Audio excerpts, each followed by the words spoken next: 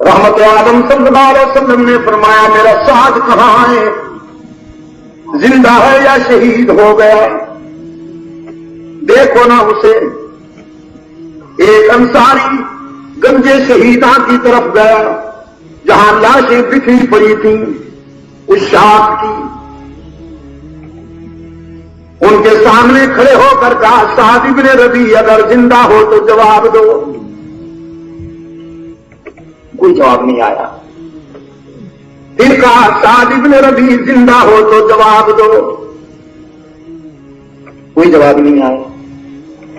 تیسری مرتبہ کہا سعد ابن ربیع زندہ ہو تو جواب دو، تمہیں رحمت عالم یاد کر رہے ہیں۔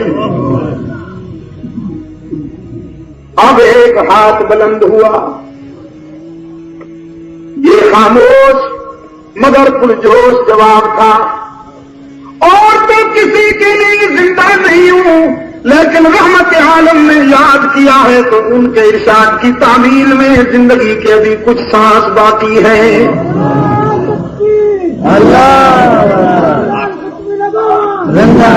وہ انصاری دوڑتا ہوا قریب گیا، سعد ابن ربیع کو دیکھا، انگ انگ ٹوٹا ہوا تھا، سر سے پاؤں تک زخموں میں نہایا ہوا تھا۔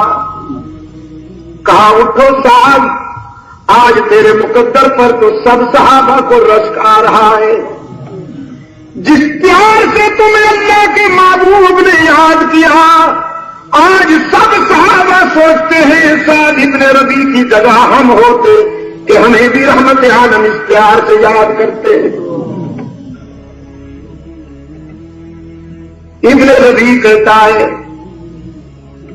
دیکھتے ہو نا چلنے کے قابل نہیں ہوں، اگر چل سکتا تو اپنی شمع پر پروانہ وار نثار ہو کر پہنچتا، میرے آقا کو سلام عرض کرنا،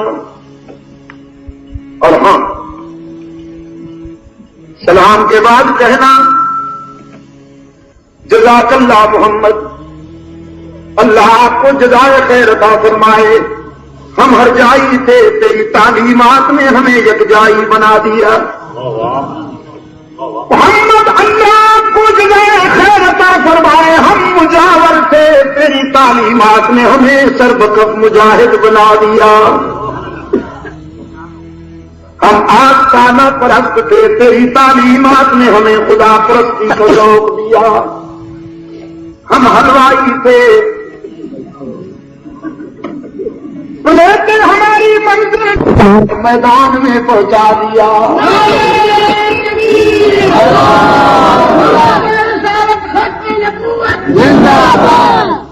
ہم حلوائی تھے تو نے ہمیں سدائی بنا دیا۔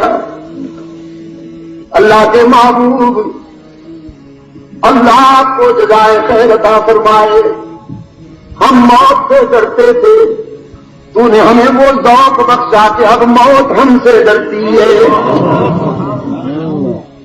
بظاہر مر رہا ہوں لیکن یوں لگتا ہے کہ زندگی کی طرف سفر کر رہا ہوں، اور تم میری باتیں کیا سن رہے ہو؟ جاؤ